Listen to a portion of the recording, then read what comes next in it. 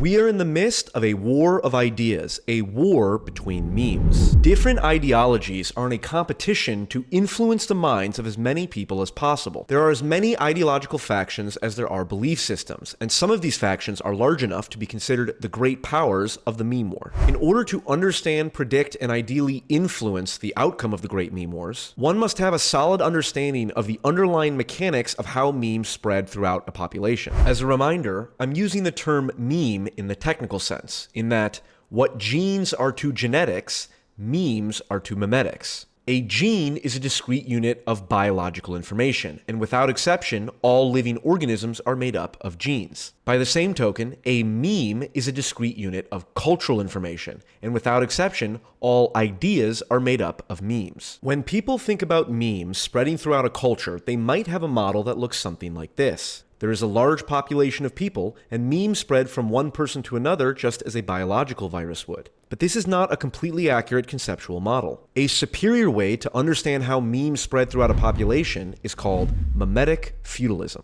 Feudalism is a governing structure where lords hold direct influence over their aristocratic vassals, who in turn hold influence over their vassals, who ultimately in turn hold influence over the common people. This is an extremely powerful metaphor that applies to the spread of memes and ideas. Consider the following. When an individual is infected by a biological virus, the only thing that determines whether or not they will spread the virus is if they come into physical proximity with another person. But memes are different. A meme can only spread throughout a population if it infects people of influence and charisma, individuals who others regard as worthy of admiration, and therefore imitation. This is an important technical point to understand, and it has to do with the neuropsychological underpinnings of how memes spread. All ideas spread from one human to another through a process called social learning, in which an individual imitates the behaviors or beliefs of another person.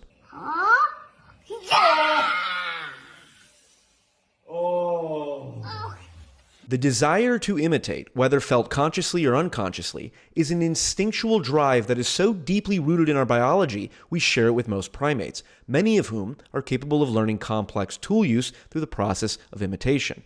As a matter of definition, we can say that admiration is the felt sense of the desire to imitate. In other words, if you admire someone, even to a very limited and unconscious degree, you are more likely to imitate their behavior. This is why you are far more likely to be infected by the ideas and memes of someone who you judge as being admirable, as opposed to someone who you judge as being socially irrelevant. A biological virus that infects the homeless schizophrenic in the town square is able to replicate itself so long as that homeless person gets within a few yards of another individual. But if that same homeless person becomes convinced by the ideas of Karl Marx, there's very little chance that he's going to spread that meme to others because no one puts stock in anything he has to say. If anything, people will actually be less likely to adopt the meme because they associate it with such a socially undesirable individual. In contrast, a single individual like Hassan Piker is able to infect millions of people with that same meme because his charisma and status activates in his audience the neurocircuitry related to admiration, which therefore catalyzes the instinct to imitate his behavior and beliefs. So when it comes to spreading your memes, the quality of the individual matters as much, if not more, than the number of individuals who come into contact with your meme. This makes it crucial to understand how influence and status are structured in society, and this is where the concept of feudal hierarchies of influence comes into play.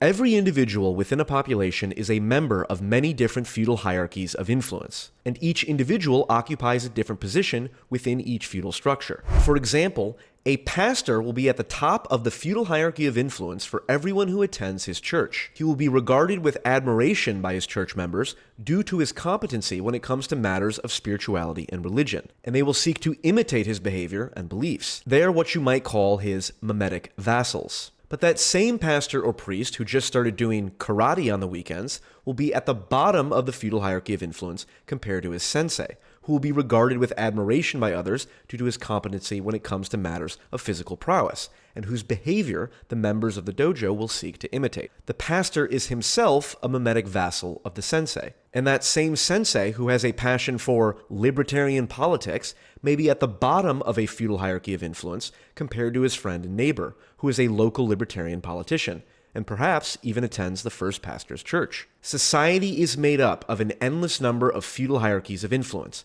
and every individual is part of multiple hierarchies that overlap and intertwine. One of the most critical things to understand is that in the age of social media, individuals have the ability to expand their feudal hierarchies of influence well beyond their local social circles. This means that any given person can be a memetic vassal of dozens of different influencers in dozens of different feudal hierarchies of influence. One person might get their political memes from Breaking Points, their business memes from the All In podcast, and their health memes from Andrew Huberman. Another person might also get their health memes from Andrew Huberman, but their political memes from Destiny, and their Age of Empires 2 memes from Spirit of the Law. Hey guys, Spirit of the Law here. Remember that these feudal hierarchies of influence contain different levels of status, with minor influencers spreading the memes of more significant, higher status individuals. For example, the memes Jordan Peterson creates in a book like Maps of Meaning can spread directly from Peterson to the millions of individuals who read his books or watch his lectures. These would be his direct memetic vassals. But many of these individuals have vassals of their own,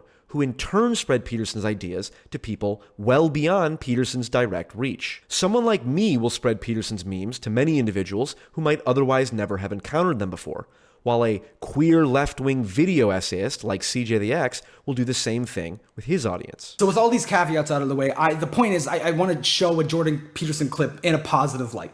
All of these individuals would be the indirect memetic vassals of Jordan Peterson. The key thing to note about indirect vassals is that they might have a very negative opinion of the person whose memes they are indirectly receiving, and if they encountered these memes directly from that individual, they would likely reject them. But because those memes have been filtered through another influencer, one whom they admire, those indirect vassals will get infected by those memes just the same. This is why it's so important to have a diversity of personalities advocating for the same belief. I'm sure everyone has had the experience of encountering an idea for the first time in the wild and not putting much stock in it, only to eventually investigate and adopt the idea when it's filtered through someone you trust. The true power that being at the top of a feudal hierarchy of influence affords one is the ability to spread one's memes not just to their direct vassals, but to what are potentially millions upon millions of indirect vassals. In fact, and here's the crucial thing to understand, you don't have to have anything approximating a large audience to be able to still spread your memes and secure the indirect vassalage of millions of others. For example, this video might only get a few thousand views, but if FD Signifier watches it, he may start indirectly spreading memes of mine to his own audience and the people he interacts with. I'm almost afraid to say his name this publicly. Oh, but I feel like I feel shit if I did. PF Jung, he's like he's a centrist kind of guy thing. I don't know who PF Jung is. Oh man, I feel like I don't know if I'm doing something good for the universe right now by broadcasting his name. I think he's kind of awful, but also amazing. He says we're in a political meme war, and whoever has the best memes is going to win. And like, I used to laugh at that. Big facts. That shit is big facts. Now here's another important point to understand. In today's world, some of the most powerful memetic warlords inhabit niche, terminally online spaces that many people would regard as being totally removed from society. Here we can utilize the meme adoption curve to better understand this dynamic. The meme adoption curve is modeled after the technology adoption curve, which shows how a given technology can go from an obscure novelty to an everyday need. This is identical to how memes spread across a culture.